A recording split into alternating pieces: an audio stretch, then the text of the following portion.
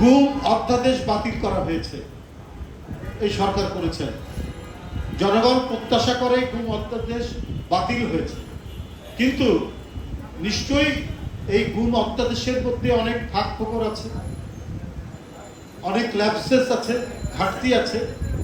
এটা পূরণ করে একটা গুমের একটা আইন করা হবে, যাতে এমন গুমের আইন হয়, যেহেতু এখন পার্লামেন্ট আছে, একটা পার্লামেন্টারি অ্যাক্ট করতে হবে, যাতে ভবিষ্যতে কোনো সরকার আসলেও এই নিষ্ঠুর পন্থা, এই অমানবিক পন্থা অবলম্বন করে তার বিরোধী প্রতিপক্ষকে পৃথিবী থেকে, দুনিয়া থেকে অদৃশ্য করার কোনো সুযোগ না পায়। এই ব্যাপারটা সরকারকে নিশ্চিত করতে হবে।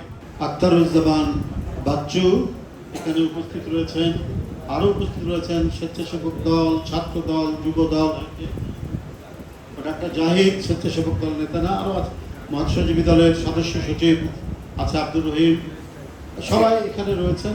সবাইকে ধন্যবাদ জানাচ্ছি। সময় বেশি নাই, সাংবাদিক ভাইরা এখানে অনেকক্ষণ ধরে উপস্থিত আছেন। এই আমাদের যে ইলিয়াস আলীর সন্ধানের এই সভার শেষে আমি তিনতলায় সাংবাদিক ভাইদেরকে বলে রাখছি, আমি একটা জরুরি সংবাদ ব্রিফিং করব, আপনারা একটু উপস্থিত থাকবেন।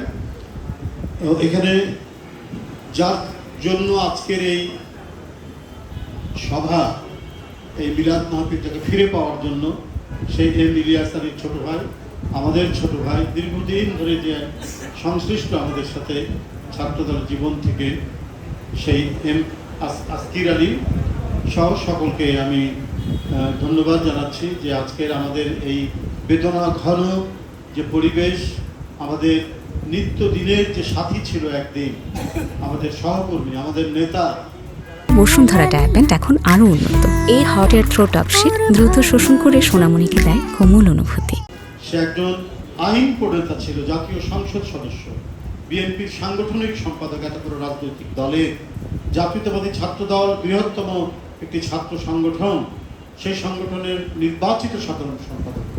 আজকে সে নেই আমাদের মাঝে, অনেক দিন ধরে সে। সেই 2012 সালে 17 এপ্রিল রাত্রে আমাদের সাতক্ষীরার এমপি হাবিবুল ইসলাম হাবিব খবর দিল যে ইলিয়াস ভাইকে তুলে নিয়ে গেছে। ওই রাত্রি 12টার সময় তার সাথে বের হয়ে তার বাসায় গেছি। এই যে সেদিন থেকে তাকে না দেখা এবং তাকে না পাওয়া, আজকেও আমরা সেই না পাওয়ার বেদনায় আমরা প্রত্যেকেই বেদনা বিধু। আমরা আল্লাহর কাছে দোয়া করব সে যেন আমাদের মাঝে ফিরে আসে।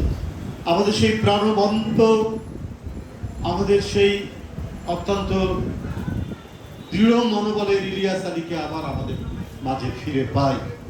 আল্লাহর কাছে এটাই আমাদের প্রার্থনা। আমরা যে দুঃসময় পার করেছি, সে দুঃসময় পার করে আমরা নিঃসন্দেহে বলবো একটা সুসময়ের দিকে আমরা এগোচ্ছি। আমরা আরো সুসময় দেখতে চাই, এদেশের জনগণ দেখতে চাই সুসময়। এই জন্য বলছি যে মানে জাতীয় আন্তর্জাতিক ষড়যন্ত্র তো থেমে নেই।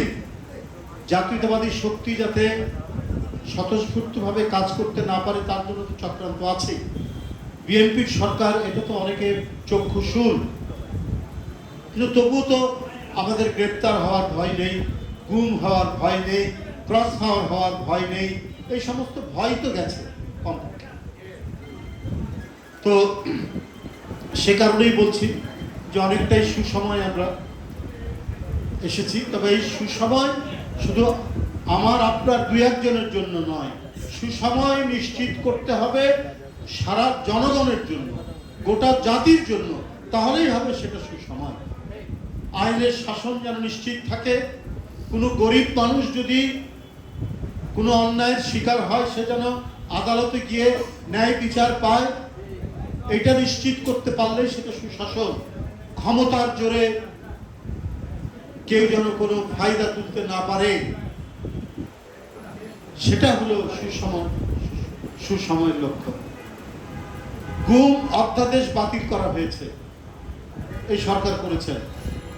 জনগণ প্রত্যাশা করে গুম অধ্যাদেশ বাতিল হয়েছে, কিন্তু নিশ্চয়ই এই গুম অধ্যাদেশের মধ্যে অনেক ফাঁক ফোকর আছে, অনেক ল্যাপসেস আছে, ঘাটতি আছে।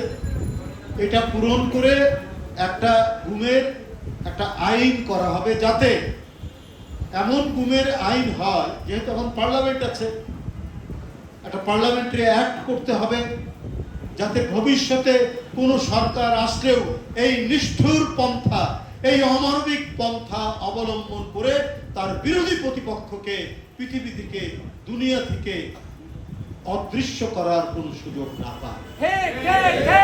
এই ব্যাপারটা সরকারকে নিশ্চিত করতে হবে।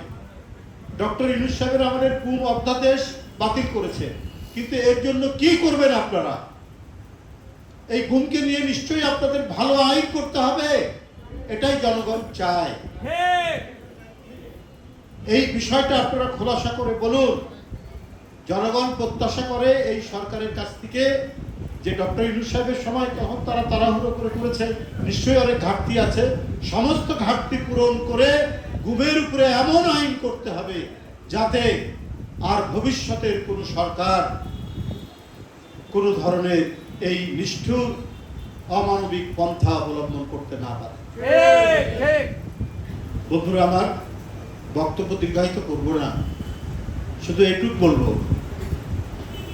এই সরকার একে একে যে পদক্ষেপগুলো নিচ্ছে, পদক্ষেপগুলো তার অঙ্গীকার অনুযায়ী, এবং ক্ষমতায় আসার পর অঙ্গীকার পূরণে আমি মনে করি যে মুহূর্ত মাত্র দেরি হয়নি। অঙ্গীকারের কথা মাটিতে পড়তে না পড়তেই অঙ্গীকার বাস্তবায়ন হতে শুরু করেছে। আপনার ফ্যামিলি কার্ড, ফার্মার্স কার্ড, খাল খনন শুরু হয়েছে। আজকেও প্রধানমন্ত্রী গেছেন বগুড়াতে, সেখানে কৃষি কার্ড, তারপরে ফ্যামিলি কার্ড ইত্যাদি বিতরণ এবং আরো অন্যান্য যে সমস্ত বিষয়গুলি আছে সেই বিষয়গুলি, হ্যাঁ, এই কাজগুলো তিনি 10 বছরের কৃষি ঋণের যে সুদ মওকুফ করেছেন। পদক্ষেপগুলো একটা যেগুলো বলেছেন সেগুলো করছে। সুতরাং প্রতিশ্রুতি পূরণের সরকার, সেই সরকার যে আইন প্রণয়ন করবে, এটা মানবতার পক্ষে, এটা গুমের বিরুদ্ধে, এটা মানুষের কল্যাণের পক্ষে, গণতন্ত্রকে শক্তিশালী করার পক্ষে, সে প্রত্যাশা জনগণ করছে। এবং সেটার আমরা আভাস শুরু থেকে, আজকে 2 মাস হলো, কেবল 2 মাস 2 দিন 3 দিন, তো সেটা আমরা তার নমুনাগুলো আমরা দেখতে পাচ্ছি। এটা অব্যাহত থাকুক, গুমের উপর একটি শক্তিশালী আইন তৈরি হোক, আর কেউ যাতে কোনো সিন্ডিকেট করতে না পারে, যে সিন্ডিকেটের কারণে শেখ হাসিনা মানুষের কাছে ঘৃণিত হয়েছেন, অনেক কারণে ঘৃণিত হয়েছেন। এক সিন্ডিকেট, নিজের দলের লোককে ঠিকাদারি পাইয়ে দেওয়া, সিন্ডিকেট করে পণ্য নিজেদের নিয়ন্ত্রণে নিয়ে আসা, আদম সিন্ডিকেট থেকে সবজির সিন্ডিকেট, সব আওয়ামী লীগারদের দ্বারা। সেটা ছিল আইনের শাসন নয়, আওয়ামী গুন্ডাদের শাসন ছিল। তারেক রহমানের নেতৃত্বে সেটি হবে না। এখন যে সংকট, গ্যাসের সংকট, এলপিজি, এটা যাতে কেউ সিন্ডিকেশন করতে না পারে সেই ব্যাপারে সতর্ক থাকবেন মন্ত্রীরা। সরকার জ্বালানি তেল নিয়ে এই সরকার যে পদক্ষেপগুলো নিয়েছেন, প্রত্যেকটাই জনগণের দ্বারা অভিনন্দিত হয়েছে। জ্বালানি তেলের দাম বৃদ্ধি করতে দেননি প্রধানমন্ত্রী, যখন জনগণের কাছ থেকে ডিমান্ড এসছে, যখন জ্বালানি তেলের জন্য বিরাট লম্বা লাইন, যে কোনো উপায় নেই, হরমুজ প্রণালী নিয়ে যে ঘটনা চলছে, যে যুদ্ধের আবহ তৈরি হয়েছে, পার্শ্ববর্তী দেশ সহ অন্যান্য দেশে জ্বালানি তেলের দাম হু হু করে বৃদ্ধি করেছে, তখন জ্বালানি তেল নিয়ন্ত্রণে রেখেছিলেন সরকার। জনগণের দাবির পরিপ্রেক্ষিতে জ্বালানি তেল কিছুটা বৃদ্ধি করতে হয়েছে, না হলে পর্যাপ্ত সরবরাহ নিশ্চিত করা সম্ভব হচ্ছে। তাই মন্ত্রীরা দায়িত্বশীল ভূমিকা পালন করছেন, আরো পালন করতে হবে। শুধু মুখে কথা বললে হবে না, শুধু এমন কথা বলবেন যেন সামঞ্জস্যহীন কথা না হয়। কথার সাথে যত কাজের মিল হয়, যে দৃষ্টান্ত প্রধানমন্ত্রী রাখছেন সেই দৃষ্টান্ত অনুসরণ করে আপনারাও করুন। শুধু মুখে বলে দিলেন আপনারা সিন্ডিকেট করব না, এই করব না, হতে দিব না, কিন্তু সেটা মানুষ চাক্ষুষ প্রমাণ চায়। এলপিজি সিলিন্ডার নিয়ে, সবজি নিয়ে, আপনার সবজির বাজার নিয়ে, চাল নিয়ে কেউ যদি কিছু না করতে পারে তার জন্য বাজারে ইন্টারভেনশন সহ দ্রুত গতিতে আইন শৃঙ্খলা বাহিনী কাজ করবে এবং যাদের নামে ন্যূনতম পাওয়া যাবে তাদেরকে আইনের আওতায় নিয়ে এসে শাস্তির ব্যবস্থা করতে হবে। এইটাই হচ্ছে সুশাসনের নমুনা। আজকে ইলিয়াস আলীরা আমাদের মধ্যে নেই, কিন্তু তারা একটা সুন্দর দেশ, একটি গণতান্ত্রিক দেশ প্রতিষ্ঠার অঙ্গীকার নিয়েই তো তারা আন্দোলন করতে গিয়ে শেখ হাসিনা অদৃশ্য করেছে। ইলিয়াস আলীকে আমাদের ফিরিয়ে আনতে হবে। গুমের জন্য যারা দায়ী, যে সমস্ত কর্মকর্তা, তারা কিন্তু এখনো এই সমাজের মধ্যে আছে। কই চিহ্নিত করে করে এখনো কেন তাদেরকে আইনের আওতায় নিয়ে এসে কোথায় গুম করেছে, কিভাবে গুম হয়েছে, এগুলো জনগণ জানতে চায়। ইলিয়াস আলী, চৌধুরী আলম, সাইফুল ইসলাম হিরু, সুমন, পারভেজ, আর আজকে কোথায়? যারা গুম করেছেন সেই কর্মকর্তারা তো আছেন বিভিন্ন জায়গায়। তাদেরকে আইনের আওতায় নিয়ে এসে তাদেরকে রিমান্ডে নিয়ে বলুন কিভাবে গুম করেছেন, কোথায় গুম করেছেন, কোথায় আছে।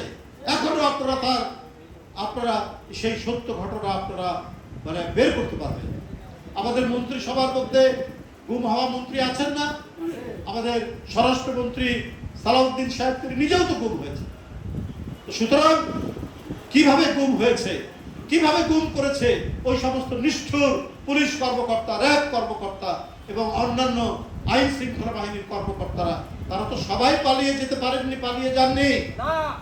তাহলে তাদেরকে আইনের আওতায় নিয়ে এসে এখনো কেন জনগণ জানতে পারছে না এই কিভাবে তারা গুম হয়েছে, কোথায় গুম হয়েছে, কি অবস্থায় তারা আছে? তাদের মুখ থেকেই তো বের হয়ে আসবে। আপনারা তাদেরকে রিমান্ডে নিয়ে আসেন।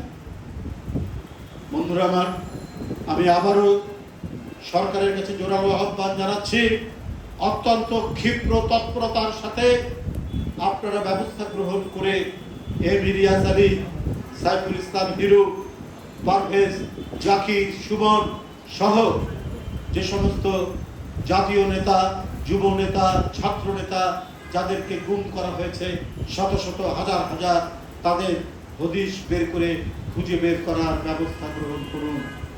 সবাইকে ধন্যবাদ।